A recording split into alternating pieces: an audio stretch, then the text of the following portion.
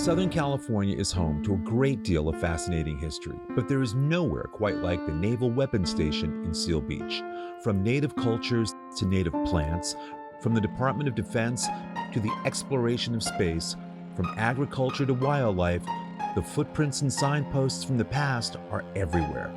Its proximity to Huntington Beach makes it extra special for HB locals, many of whom are deeply interested in what lives just over the border. I'm Chris Epting. History excites me, especially history that's waiting to be uncovered. I feel like a detective sometimes, sifting through clues, chasing down leads, and examining evidence. That's why I've written so many books about it. When you discover an untold story, it sparks the imagination, it connects you to the past, and sometimes it even helps you see into the future. Welcome to Hidden Huntington Beach.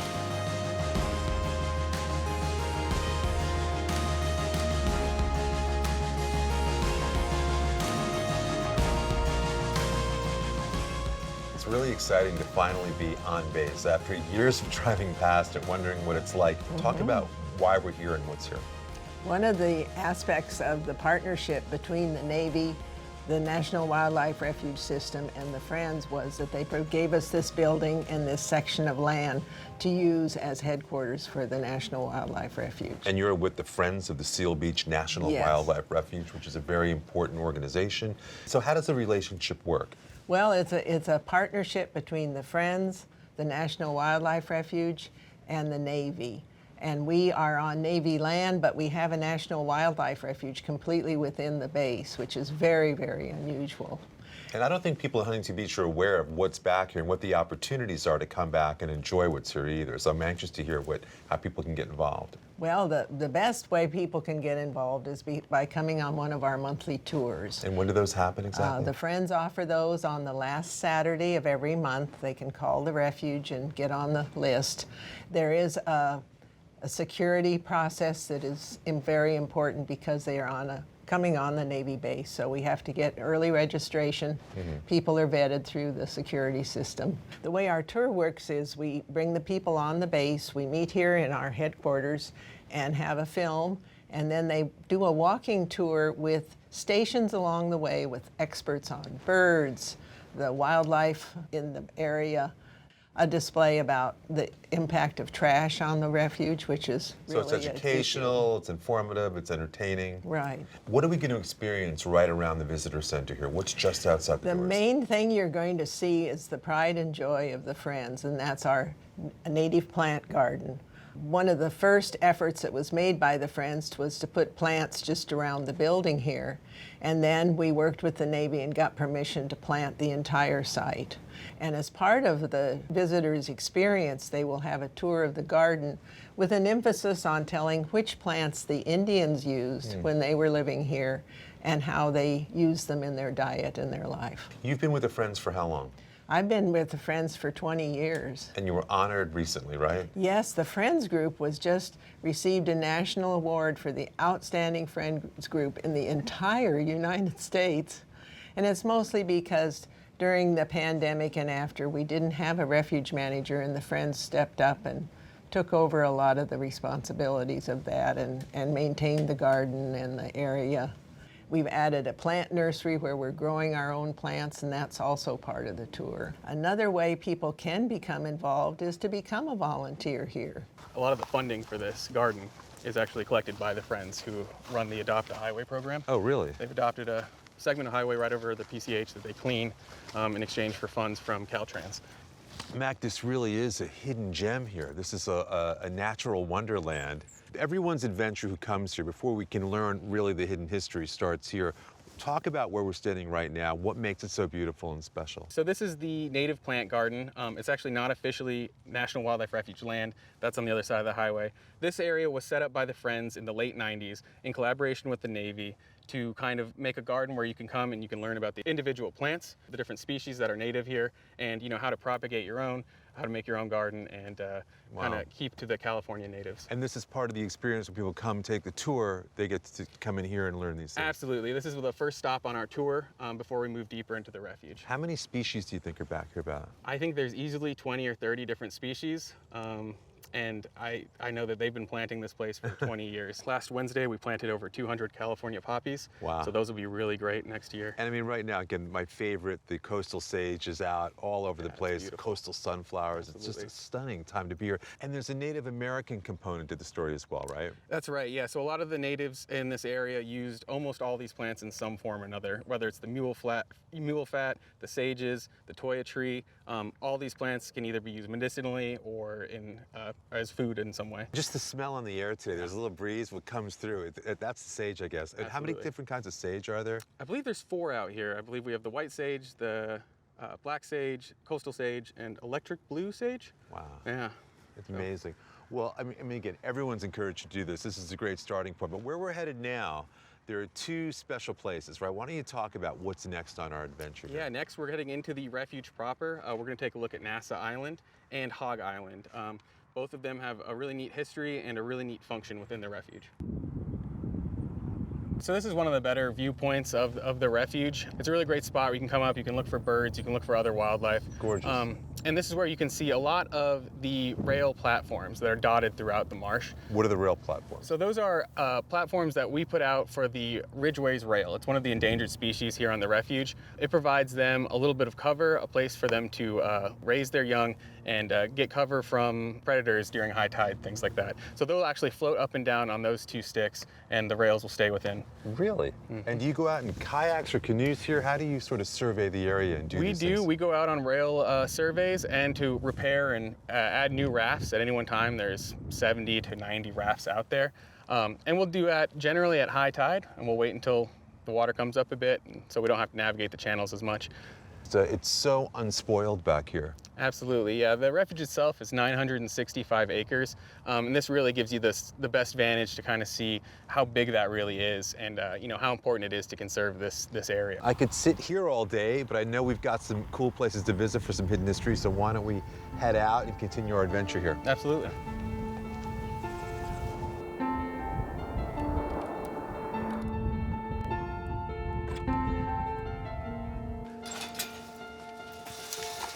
NASA Island.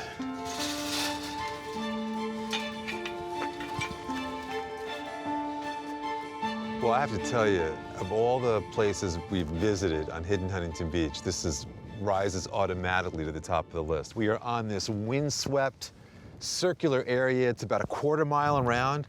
And why is it called NASA Island? So it's actually really interesting. In the 1960s, NASA tested components of their Saturn V rocket here, which is the rocket that eventually was used on the Apollo missions. So all that NASA research that happened right here. Right here. And then I would imagine that would leave some sort of residue or something, right? Fuel, chemical, or otherwise, so right? Being right in the middle of what would become the refuge, not many years later, it was capped off completely and then covered with sand. And that makes it, so what it is today is our California least-tern nesting colony. So it's a really cool way where something that probably wasn't the best for the environment is now a really important place for this endangered species. And it's amazing, sort of the poetry of going from the flight in the 60s of rockets to the flight of the birds. It's things that fly, right? So when do the terns get here? As we are here talking now, it's early March.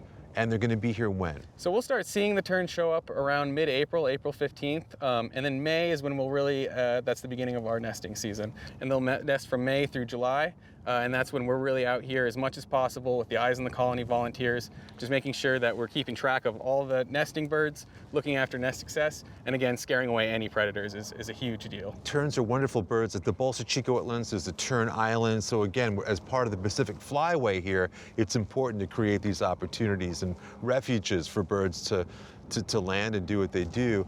How many terns typically, on average, do you think you would have here in the season? In a very good season, we would hope to get 50 to 60 successful nests.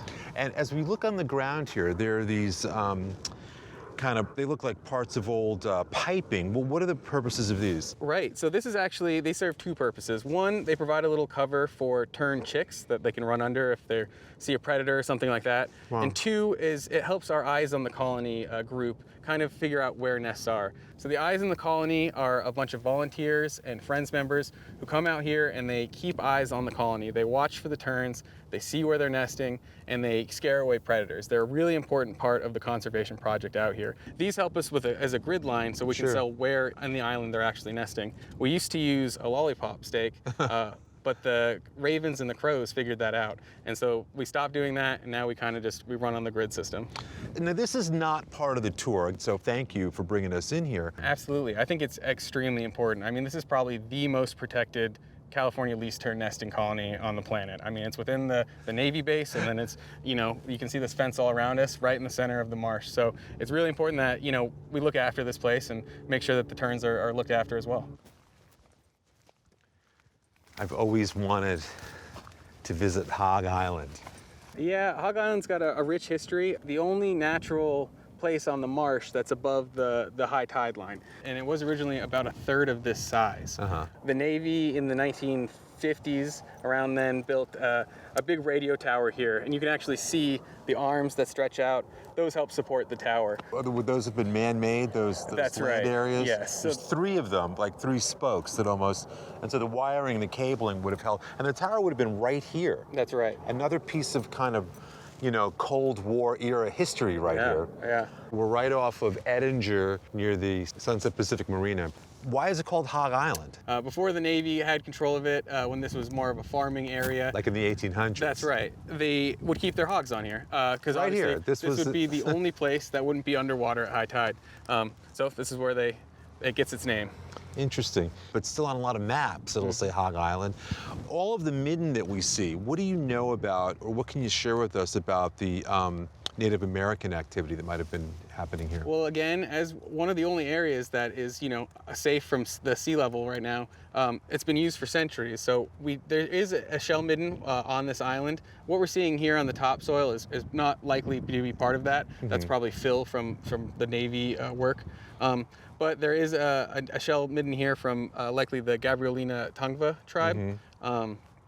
And so now that it's part of the refuge, this is not only a protected site for the wildlife, but also culturally. To be standing here today thinking about what the radio tower would have been like right here, so much hidden history right under our feet. And I want to thank you and your team, Mac, for allowing us access today, because I know it's Navy, it's military, it's important. You've got to have very high security, but you've allowed us to come back and explore like this. And I, for one, will never look at this area the same way again. Just knowing what it's like back here and knowing what you do to help protect and preserve the wildlife is very substantial. So thank you to you and your team. It's been just an incredible experience today. Absolutely, and I want to thank you as well. It's public lands, and being able to access them is really important to me, and I encourage everyone to get in touch and hopefully we can get you out here for a tour. Excellent. If you want more hidden history, check out our Facebook group, which is simply Hidden Huntington Beach. We've got over 15,000 members there sharing stories and home movies and all kinds of great things. So hope you enjoy that, and we'll see you soon on another edition of Hidden Huntington Beach.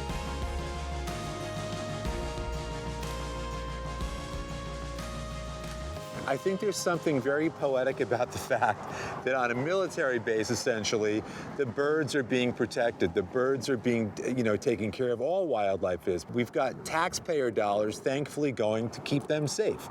And again, you can't live in Huntington and not be deeply affected by the naval base. It's something that's been part of everyone's life. Most people that are, because again, it's almost 80 years old now.